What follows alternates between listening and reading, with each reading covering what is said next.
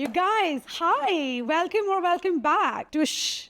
It's me again, Rinima, Borah, and today let's peel back another layer of my life. You know, last time we talked about labels and how quick we are to judge. Today I want to get real about what it's actually like to marry into a world that looks perfect from the outside. So here is the scoop, my dear friends. Marrying someone from a totally different financial background isn't just about the glitz and glam. It's more about navigating a whole new world of expectations, traditions, and yes, some tricky family dynamics. Take my mother-in-law, for example. She comes from a traditional Marwari background. And let's just say she wasn't thrilled about some aspects of my lifestyle.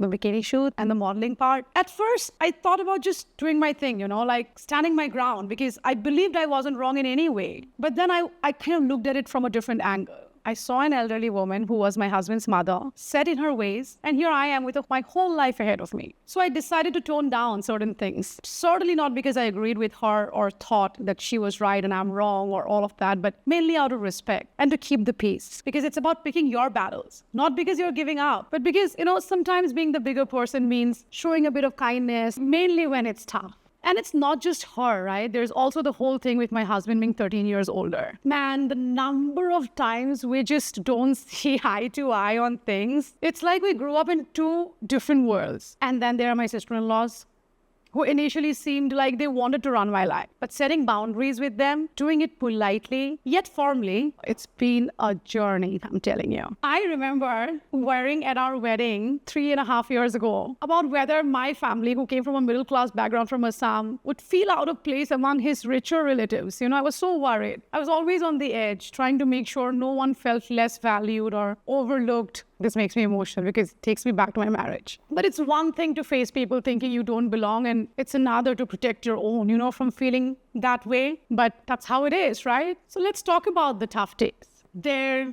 were times I wondered if I had made a huge mistake. Our dynamics are real, right? When one person earns more than you, and sometimes I felt like my voice just wasn't as loud. But here is what I have learned. It's not just about money defining us. It's about respect, communication, and sometimes agreeing to disagree. And here is something really important, that I have learned through all of this. Sometimes being the bigger person, making those sacrifices and compromises, it really does pay off. At first, it was about keeping my head down and picking my battles wisely and showing respect and patience, and even when it felt like I was losing a part of myself. But guess what? It worked. Over time, my in-laws saw the respect I had for them and this family. They saw the willingness to adapt, not because I didn't have my own identity or desires, but because I valued harmony and my family's peace and happiness and understanding above anything else. And this patience, this grace, it changed things. It wasn't long before I earned their trust, their respect in return. And I'm so thankful to them for that, because I know it's not easy for someone who has not seen this part of the world, who has only been in this world for 88 years to kind of accept somebody as modern as I am, So I have deepest gratitude for both my in-laws, my sister-in-laws, and my husband for that. Today, here I am, living my life on my own terms. I'm on this podcast, talking to you guys and telling you everything I can. I'm wearing bikinis on the beaches if I want to, and I'm embracing all the things I love, because in those moments of challenge, I proved that respecting someone else's way absolutely doesn't mean you're giving up on your own. Rather, it means creating a space where everyone felt valued. And you know what?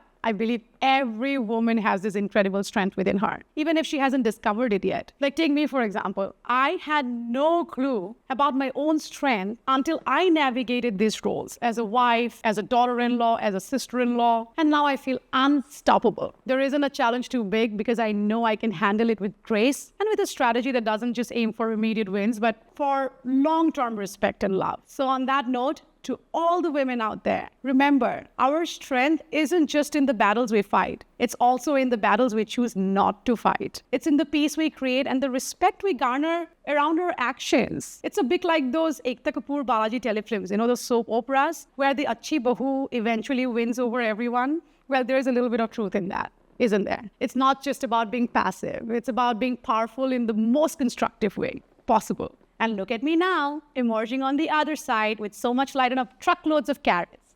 Not just intact, but empowered, respected, and yes, with a whole lot of love. So for anyone out there thinking my life is just fancy and cars and fancy vacations, trust me, it is that for sure, but it's a lot more complicated. It's about sacrifices, emotional labor, and constantly working on not just my marriage, but myself. How about you? Did you ever find yourself making a tough compromise for the sake of peace, for the sake of your spouse? Hit me up in the comments. Let's share and support each other because no one should have to navigate this stuff alone. Until next time, my dear friends, on Shh.